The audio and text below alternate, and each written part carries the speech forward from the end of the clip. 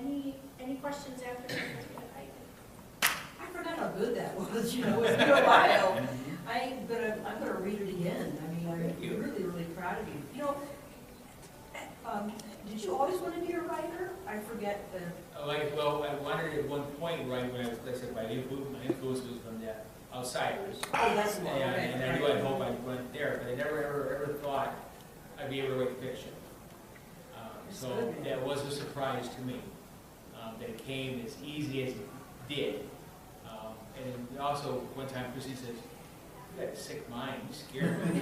Well, So, don't know if that's good or bad, but... we all probably do.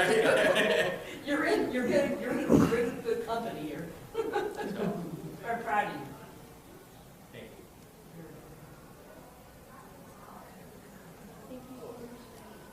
Thank you. It's great to learn more about you. Thank you.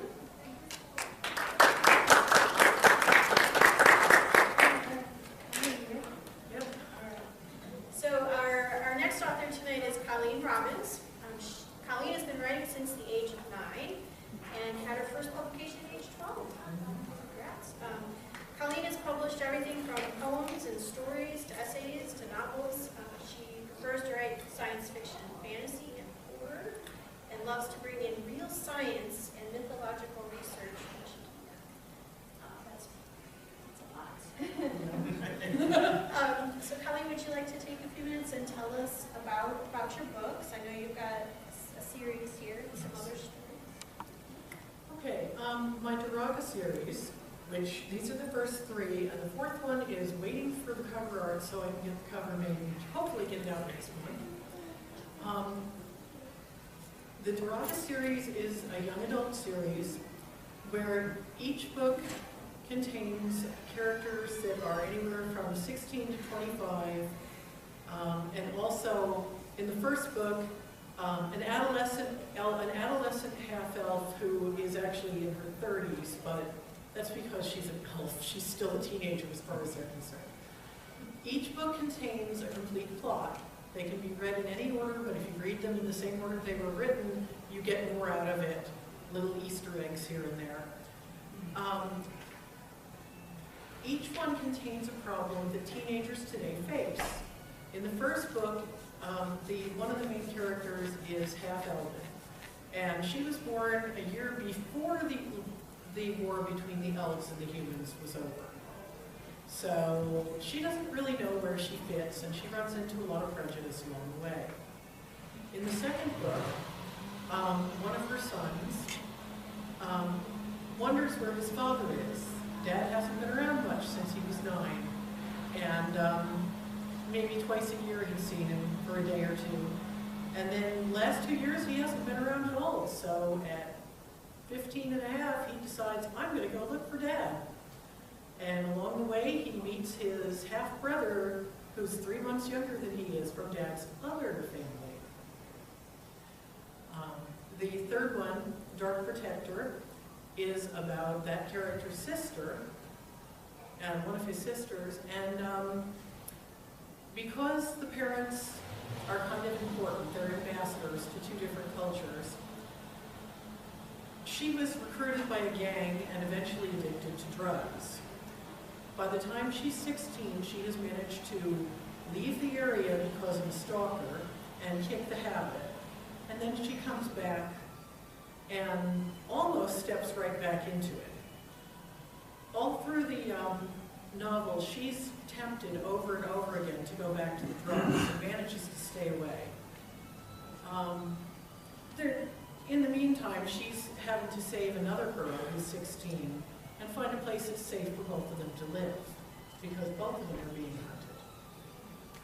What's interesting about that one is that I found out that iPhones apparently can write emails and it has no sender attached to the email. I had a 13-year-old girl write to me with no return email there. It threw my mind for a while, but I finally found out it was because it was an iPhone. And that told me about her 14-year-old friend who had gotten involved with a boy who was in a gang and had gotten onto drugs. And when her parents found out, they dragged her kicking and screaming into rehab for 3 months, and then she came home, and a couple days later, she was back on the drugs. Well, apparently the girl gave her copy of the book, because she'd read my first two. She gave her copy of the third book to her friend, and then bought another one for herself. And then she and her friend read the book together. And all the way through it, she's like, see, this is why you can't go back to those same friends. This is why you gotta be careful of this. Oh, look, that was a temptation too. Pointing out all the different temptation things that were in there. And her friend, when they reached the end of the book, said, I'm gonna go back to rehab, and I want to this time. So, yeah. And I tear up when I think about it. Anyway, so each one has a specific thing. The one that's going to be coming out next month, Kiara's Island, or hopefully next month, Kiara's Island involves all sorts of different things, but it revolves in several places around neglected children and whether they can recover and be productive members of society. So, as part of my research, well, like for example with Dark Protector, I called the Joliet Police Department and asked for their gang specialist, and left a message for them to call me because I was an author and I wanted to talk with them and get some information. They never did call me back, but starting a few days later, I had cop cars going up and down my street 5 times a day. So they did get the message apparently, but not the right one. The Will County Sheriff's Department finally helped me out with some of the things we had. And my husband at the same time had been over in Spain on a business trip and had taken a photograph of a wall that was nothing but hooks with flower pots hung on, of all these different colored flowers. And I looked at that, and I looked down, and I looked at the photograph, and I looked at the page in the gang awareness book that showed graffiti and was telling what different parts of it meant. And I'm like, boy, you could have like mobile graffiti on that wall. So I used it. I went ahead and blended the two concepts. But a lot of the places that are here, I've been to similar places. I've lived all over the country, 15 different states, and visited others as well. And I use a lot of real things. My books, while they appear to be fantasy to the characters in this series, technically it's far future science fiction. When technology is the ancient Kinjin and Genjin, engineers and genetic engineers. And, some of the magics stem from that. And they really don't understand anymore the extent of the medieval culture for the most part. So, but it all shapes back to, science fiction. And there are science fiction elements here and there. When it comes to the short stories, the first short story collection was Stories of a Sheltered Suburbanite. Those stories are based on real things that have happened. In some cases, I blended them together, such as The Cat That Growled, which blends together the first time that I ever saw a real cat. And before that point, I had only seen cartoon cats that all said just meow. And that's what I thought a cat said all the time. I knew dogs, but I didn't know cats. And I was fairly small at the time that happened, especially when the cat stood there and growled at me. Yeah, I was terrified and ended up screaming. I blended that together with an incident that happened when we went up to visit my cousins outside of Boston, and not too awfully far away from where the race riots happened. And my cousin and I kept trying to sneak over to the windows to see the fireworks we could hear going off. Lots and lots of fireworks going off. And we wanted to see the bonfires too, because we could see where they were. Well, in the morning we snuck out and we found out that they were cars that got burned up and things like that. But so it was a kind of a scary night. So I blended the two together. But most of those come out of things that either happened to me or to friends of mine or to relatives of mine, and were told to me. And yes, if you read it, red, white, and blue, did indeed happen to my oldest son. But I'll just leave it at that. The newer collection, Night Breeze and Moonbeams, is stories of myth, magic, and the medieval. So stories and poems. There's 25 poems, there's 12 or 13 stories, and a radio play. And they all have to do with some form. Well, I'll read Ugly Horses as part of what I read. They all have to do with some form of that. And the next couple of things that are coming out is Kiara's Island, which should be out by September, assuming I get my artwork in fairly soon. Invasive Species and Other Light Horror, which is a group of horror stories. One or two of which have been in larger. Two of them have been in larger anthologies by other people, and one of which I've read with my writing group, Invasive Species, which is about a ghost fish. And the question, how do you exorcise a fish? But the next, that's where that's going, and that should be out by November. And there's another short pieces part called Twisted Literature, or it will be called Twisted Literature, that's in progress.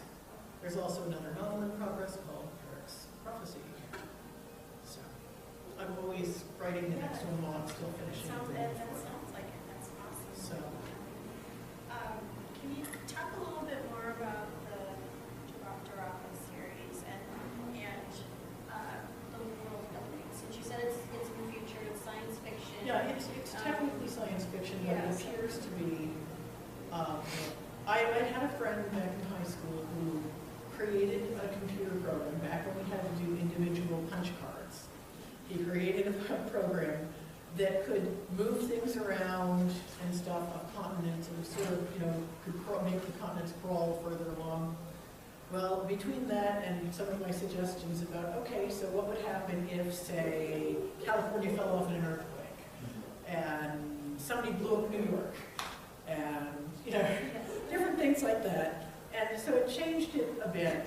And I used that as my basic continent to start with.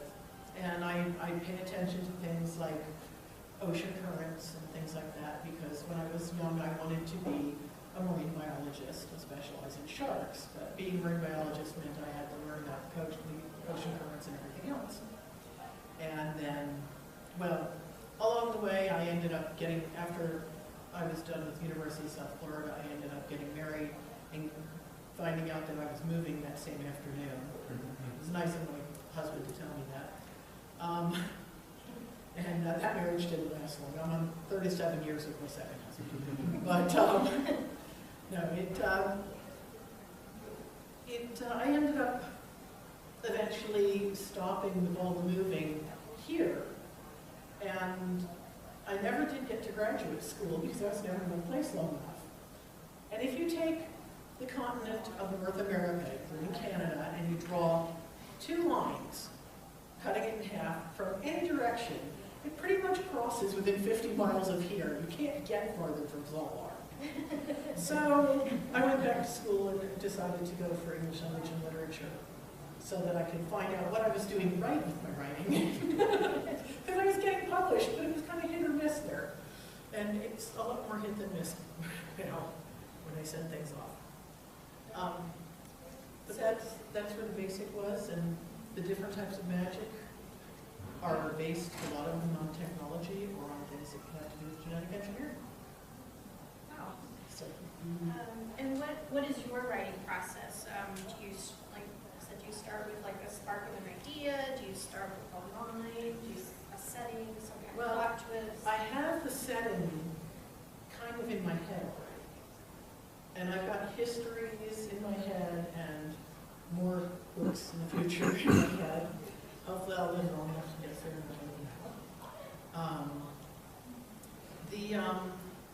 The general process is when I decide on an idea of what I want to have involved with it. And then I let it flow from there. I basically start with a sort of 12-paragraph outline, if you want to call it that. The first paragraph, it kind of gives me the setting and who the main characters are. Second paragraph tells me what one of the braided plots, I like to do a 3-braided plot, tells me what one of the braided plots is going to be. By the fourth one, I have the 3rd braided plot in there.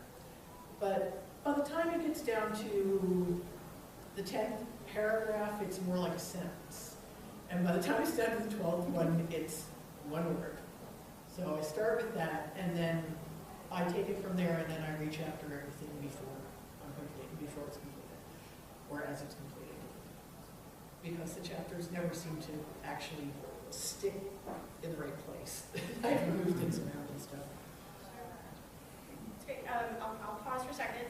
Does anyone in the audience have questions?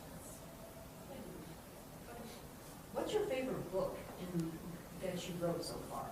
My favorite one that I wrote Yeah. so far? Always the current one that's about to come out, Kira's Island. Okay. It's always the current one that's about to come out. What made you pick that genre? I have loved science, let's see, the first science fiction book that I read was by Andre Norton when I was in 2nd grade. My first horror book that I read, I was a whole 10 years old, and it was H.P. Lovecraft. Great way to start with that genre. Scared the crap out of myself several times over the years. Science fiction just drew me in because my original, when I went to school at University of South Florida, it was for a double major of biology and chemistry. I just had that bent.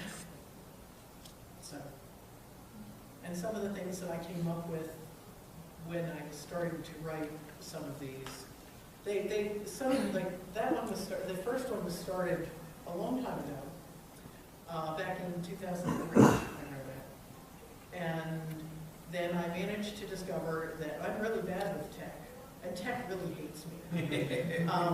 I had it saved on 5 1/4-inch floppy, which died, and I had to retype it in on 3 1/2-inch little square floppies that that died also. And then there was the CD. It was the one that it was saved to after it was typed in again, and that corrupted.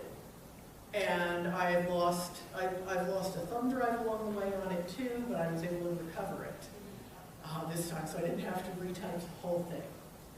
And I wanted to do those 3 and shop them. You know, they were 2003, 2003, 2004. They were written, the first draft. Because each time that I had to retype it in, of course, I found mistakes and added new things. You know, fix the mistakes and added little things. But I wanted to shop them as a trilogy, and every time I got this one done, those would be corrupted. And I had to go through the whole thing again. So I finally decided, okay, I was going to start putting them out as soon as they were done. And you know, as soon as they were done and edited, they were going to go out. And that's what I've been doing since. Because I really, you know, I've already had to go and save Kira's Island twice. Yeah. To make sure I had an uncorrupted copy. So. I had 2 questions. I had one question, but then you said something that led to a second one. Okay. Since you said Andre Norton, have you ever read Lavender Green Magic? 'Cause Yes. That's my favorite by Andre Norton. So I like her Rich World series the best. Yeah, I just really, okay, very cool. And then, you know, all writers have things that are problematic to them. And I know what's problematic to you, and that's dialogue. Yes. But it doesn't come off in the books. I'd like to know how you overcame that. Well, that's because when I write my first draft, my first drafts are horrid. This is not a first draft, but I have a problem with was's and were's. Things I tag everybody else on, I have to tag myself on them. Every bit of orange that you can see on this page, and I'm sure you can, it looks like most of the page is orange from back there. It is. Are was's and were's that had to be fixed. And this is 1 page of 10 that looked like this, of something that I was fixing this morning. So I figured I'd bring that along. I have problems with the was's and where's with the passive verbs and have to restructure the sentences to make them stronger, or put in a stronger verb. And I have real problems with dialogue because I think in images. I don't think in words. So I will lose words, and then within 20 minutes, I usually come up with the word again after the right number of images goes through my mind and lands on the right one, and say, oh, that's the word for it. But you do have, and I know you said that you would write without dialogue and then work it in, but your books have quite a bit of dialogue. And it Yes, that's doesn't, because and I so, go back through. When I went back to school, I went back at first to Joliet Junior College and then transferred over to Lewis to finish for the English degree. And I had one class, a creative writing class there, that the teacher was a poet. She was a visiting poet, and she thought completely in dialogue and then had to add images in afterwards. Well, one of the things that she taught us about dialogue was that you can use dialogue to actually give part of your images by the way things are said or things that are talked about, or by using the dialogue tags. She walked up to the couch and patted the cushions on the back into shape. It tells you something about the couch, who else might have been sitting there, brings up all sorts of questions, but helps give you a little more. That's an image. But with dialogue, you can do the same type of thing. Are we going to go to the game? Are you wearing your jersey? You start getting